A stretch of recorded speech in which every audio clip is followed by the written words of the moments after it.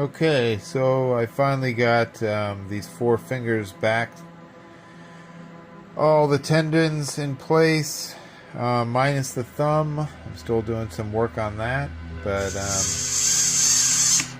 got some movement in the hand. It's a lot stronger than ever before. I got these springs in place.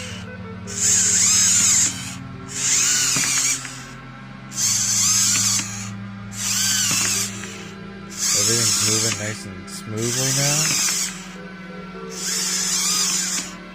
What I did notice is that I had to add some grease at the entry of all of these tubes. Plus, it helps to have grease inside of these guide holes, because the pinky has to come through these tubes, through guide holes in this plastic, through guide holes in this plastic, all the way up to here. It's got the hardest struggle, and the thumb's going to have the same thing on the other side. So if you notice, the hand, when the fingers come up, the three main fingers are pretty quick.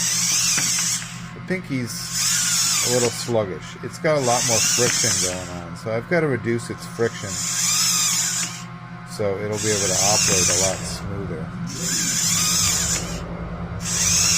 But I'm actually pretty happy with what I put together tonight.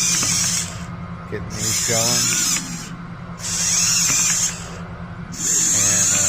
And I'll have more as this progresses and I get the rest of the arm going. But right now I've got to get this thumb nice and smooth so I can get it working as well. So anyway, there it is. Until next time.